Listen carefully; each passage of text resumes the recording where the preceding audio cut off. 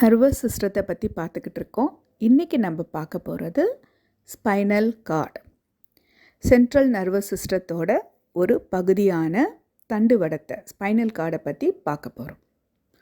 இது முதுகெலும்பு அப்படிங்கிற இந்த பகுதி மத்திய நரம்பு மண்டலத்தோட, அதாவது சென்ட்ரல் நர்வஸ் சிஸ்டத்தோட ஒரு நீளமான உருளை வடிவ பகுதி, அதாவது எலாங்கேட்டட் சிலிண்ட்ரிக்கல் பார்ட். இந்த முதுகெலும்பும் மெனிஞ்சஸ் அப்படிங்கிற சவ்வாலையும் செரிப்ரோஸ்பைனல் ஃப்ளூயிட் அப்படிங்கிற திரவத்தாலையும் சூழப்பட்டிருக்கு.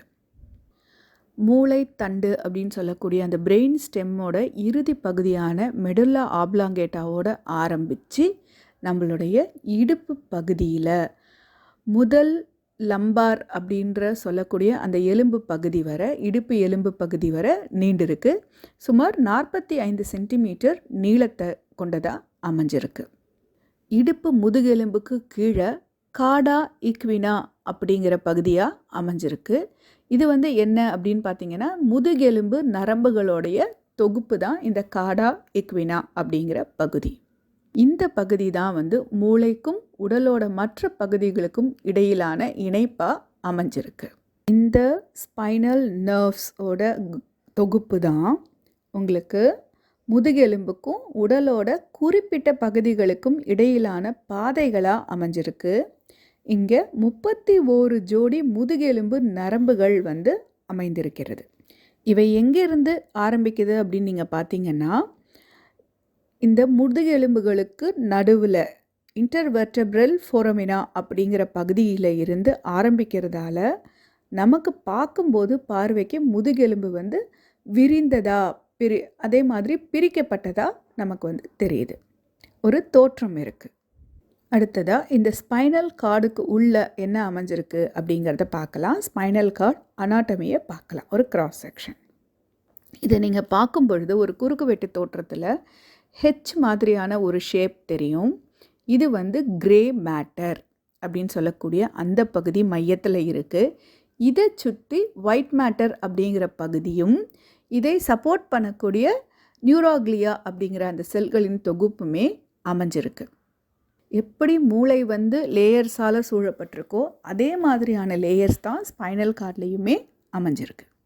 இந்த ஹெச் வடிவத்தில் இருக்கக்கூடிய கிரே மேட்டர் அப்படிங்கிறது என்னன்னு பார்த்தோன்னா, 2 பக்கமும், அதாவது முன்புறம் மற்றும் பின்புறம், அப்புறமா 2 பக்கவாட்டங்களையும் இருக்கக்கூடிய நியூரானோட செல் பாடிஸ் இருக்கு இல்லையா, அதனுடைய தொகுப்புகளின் கொத்து தான் நமக்கு ஹெச் ஷேப்பில் கிரே மேட்டராக தெரியுது.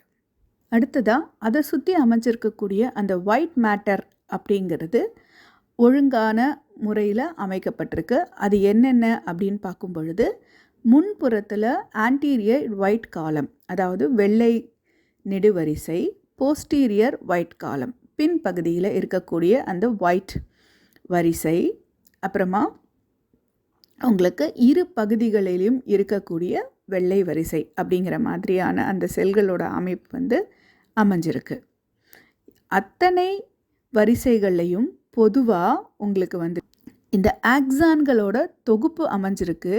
இவை எல்லாமே ஒரே பகுதியில் இருந்து அல்லது ஒரே செயல்பாடுகளை செய்யக்கூடிய நரம்பு தொகுப்புகளாக அமைஞ்சிருக்கு. உள்பக்கமாக ஹெச் வடிவில் நியூரான்களோட உடலை கொண்டிருக்கக்கூடிய கிரே அமைப்பும் கிரே மேட்டரும், வெளிப்பகுதியில் அந்த ஆக்சான்ஸ்களுடைய தொகுப்பாக இருக்கிற ஒயிட் மேட்டரும் இங்கே தண்டுவடத்தோட பகுதிகளாக அமைஞ்சிருக்கு. இப்போது தண்டுவடத்தோட செயல்பாடுகள் என்னென்ன அப்படின்னு பார்க்கலாம். முதலாவதாக இந்த தண்டுவடத்துக்கு 2 செயல்பாடுகள் இருக்குது. அதில் முதலாவது சென்சரி அண்ட் மோட்டார் ட்ராக்ஸ் அப்படிங்கிறதும், இரண்டாவதாக ரிஃப்ளெக்ஸஸ் அண்ட் ரிஃப்ளெக்ஸ் ஆர்க்ஸ் அப்படிங்கிறதும் அமைஞ்சிருக்கு. அப்படின்னா என்ன அப்படின்னு நம்ம பார்க்கும் பொழுது, முதலாவது செயல்பாடு உணர்வு மற்றும் இயக்க பாதைகள், சென்சரி அண்ட் மோட்டார் ட்ராக்ஸ்.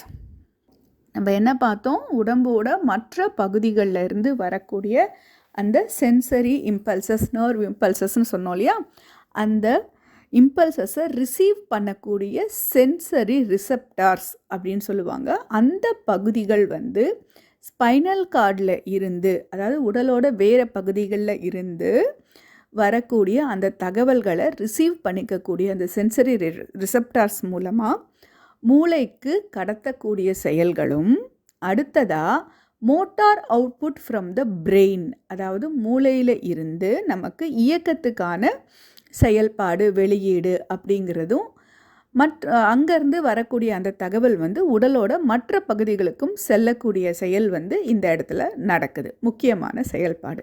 அடுத்ததாக இரண்டாவது செயல்பாடுன்னு நம்ம பார்க்கும் பொழுது ரிஃப்ளெக்ஸஸ் அண்ட் ரிஃப்ளெக்ஸ் ஆர்க்ஸ்.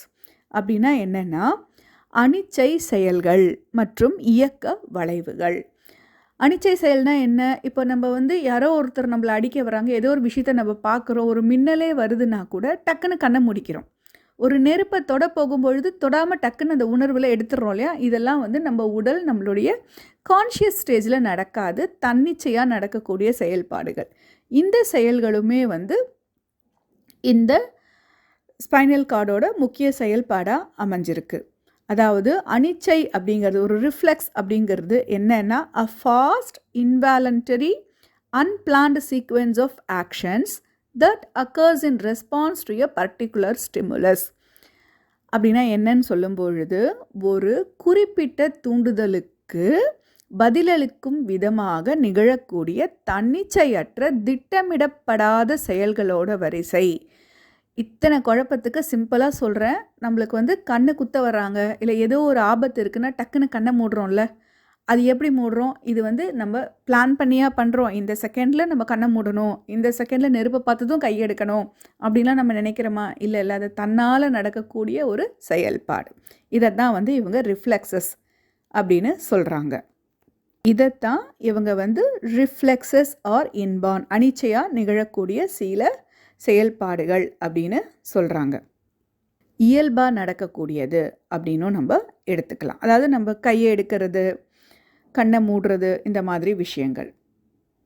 வேறு சில ரிஃப்ளெக்ஸஸ் நம்ம உடல் செய்யக்கூடிய செயல்கள் உங்களுக்கு லேர்ன்ட் ஆர் அக்வயர்ட், அதாவது நம்ம கற்றுக்கிட்டது, இல்லைன்னா எங்கே இருந்தாவது நம்ம பார்த்து புரிஞ்சு நமக்கு பெறப்பட்டது. இப்படி ஒரு ரிஃப்ளெக்ஸை உருவாக்கக்கூடிய அந்த நரம்பு தூண்டுதல்கள் இருக்கு இல்லையா, நர்வ் இம்பல்சஸ் வரக்கூடிய அந்த பாதை இருக்கு இல்லையா, அது ஒரு குறிப்பிட்ட பாதையை தான் பின்பற்றும். அப்படி வரக்கூடிய அந்த பாதைக்கு தான் உங்களுக்கு ரிஃப்ளெக்ஸ் ஆர்க், ரிஃப்ளெக்ஸ் வளைவு அப்படின்னு பேர். இந்த ரிஃப்ளெக்ஸ் ஆர்க் அப்படிங்கிறது குறிப்பிட்ட செயல்பாடுகளை உடையதாக அமைஞ்சிருக்கு. ஃபஸ்ட்டு சென்சரி ரிசெப்டார்ஸ், அதாவது உணர்வுகளை நியூரான்களில் ஏற்றுக்கக்கூடிய, உள்வாங்கக்கூடிய அந்த நேரங்களில் அந்த ரிசெப்டார்ஸாக சில நியூரான்கள் அமைஞ்சிருக்கு. இது ஒரு குறிப்பிட்ட தூண்டுதலுக்கு பதிலளிக்கக்கூடிய உணர்வாக அமைஞ்சிருக்கு. அடுத்ததாக சென்சரி நியூரான்ஸ், அதாவது இந்த நர்வ் இம்பல்சஸ் சென்சரி நியூரான்ஸில் இருந்து ஸ்பைனல் கார்டோட அந்த பாடிக்கு, நியூரான் பாடிக்கு, நம்ம என்ன பார்த்தோம், நியூரானோட பாடியில் உங்களுக்கு டென்ட்ரைட் அப்படிங்கிறது ரிசீவ் பண்ணக்கூடியதாகவும் ஆக்சான் அப்படிங்கிறது கடத்தக்கூடியதாகவும் இருக்கும்னு பார்த்தோம் இல்லையா? அந்த கடத்தக்கூடிய அந்த செயல்கள் இதனுடைய செல் பாடிக்கு உள்ளே போகுது. அடுத்ததாக இந்த உள்வாங்கக்கூடிய அந்த உணர்வுகள், அந்த இம்பல்சஸும் சரி, மூளையிலேருந்து திரும்பி வரக்கூடிய அந்த ரிஃப்ளெக்ஸ் ஆர்க்கும், அதாவது உங்களுக்கு அதுக்கான பதில்களும் சரி ஒருங்கிணைக்கக்கூடிய மையமாக இங்கே இடம் அமைஞ்சிருக்கு. இதுக்கு மோனோசினாப்டிக் ரிஃப்ளெக்ஸ் அப்படின்னு பேர். அதாவது ஒரு சென்சரி நியூரானுக்கும் ஒரு மோட்டார் நியூரானுக்கும் இடையில் நடக்கக்கூடிய ஒரு சிங்கிள் சினாப்சிஸ், ஒரு பரிமாற்றம்.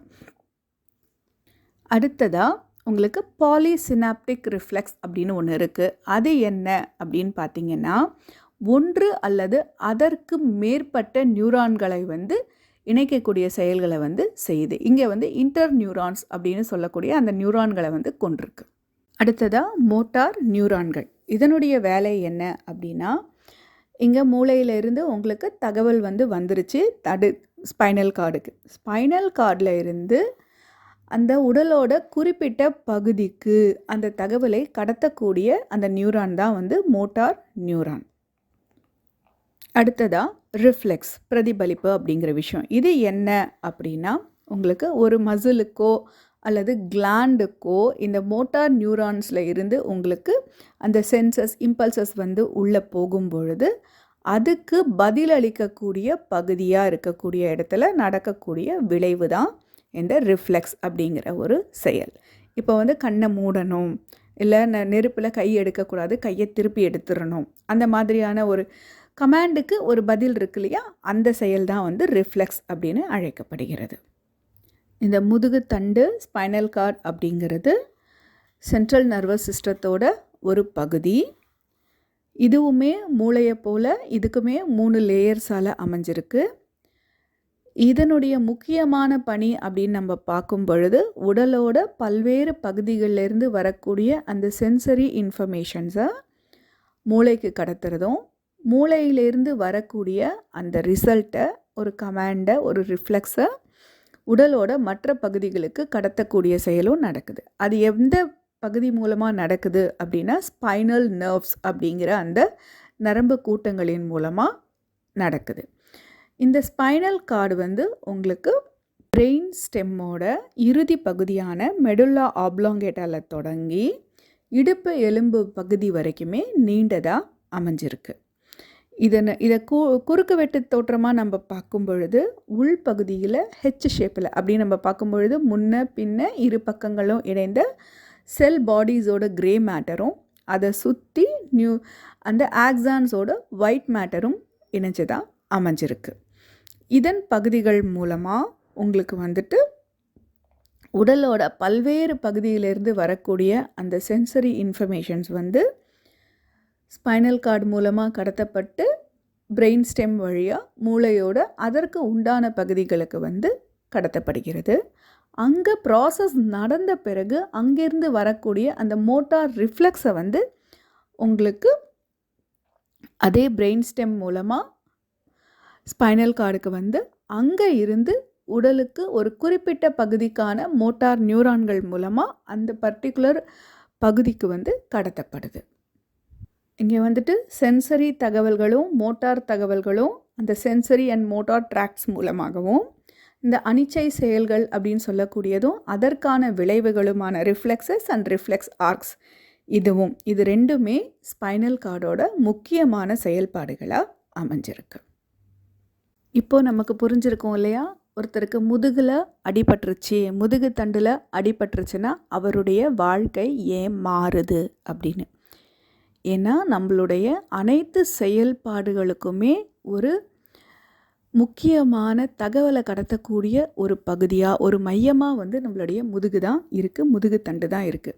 ஒருத்தர் ஸ்ட்ராங்காக நிற்கிறாங்க, ஒரு நிலையான தன்மையில் உறுதியாக நிற்கிறாங்கன்னா அதுக்கு வந்து நம்மளுடைய முதுகு தண்டை தான் வந்து நம்ம எக்ஸாம்பிளாகவே சொல்லுவோம்.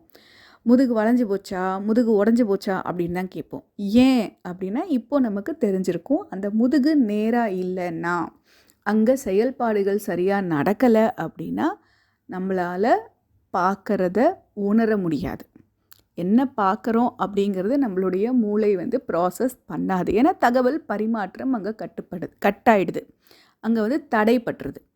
அதே போல் நம்ம ஒரு செயலை செய்யணும், கையை அசைக்கணும், காலை அசைக்கணும், ஓடணும், நடக்கணும், நிற்கணும், அந்த மாதிரி பல்வேறு செயல்களை செய்யணும் அப்படின்னாலும் நம்மளுடைய மூளை வந்து இந்த வலது கையில் இந்த வலது கையை நீட்டுங்க, இடது கையை மடக்குங்க, ஒரு பொருளை நீங்கள் தூக்கும்போது 2 கையையுமே மடக்கி அந்த 2 பக்கம் பிடிங்க அப்படின்னு அந்த கமாண்ட் கொடுக்கும் இல்லையா, அந்த மாதிரியான செயல்கள் எதுவுமே நம்மளுடைய அந்த பர்டிகுலர் பகுதிக்கு, கைக்கு வந்து சேரலை. கையில் இருக்கக்கூடிய அந்த தசையில் இருக்கக்கூடிய அந்த செல்களுக்கு வந்து சேரலை அப்படின்னா நம்ம கைக்கு வந்து தூக்க தெரியாது, பண்ண தெரியாது, இந்த மாதிரியான குறைகள் வந்து இருக்கும். அதனால தான் நம்ம வந்து முதுகுத்தண்டை பத்திரமா பாதுகாக்கணும் அப்படின்னு நம்ம சொல்கிறதுக்கான காரணம், நம்மளுடைய உடலோட அந்த போஸ்டரை மெயின்டைன் பண்ணணும், இல்லைன்னா இந்த செயல்களெல்லாம் பாதிக்கப்படும் சொல்கிறதுக்கு இதுதான் மிக முக்கியமான காரணம்.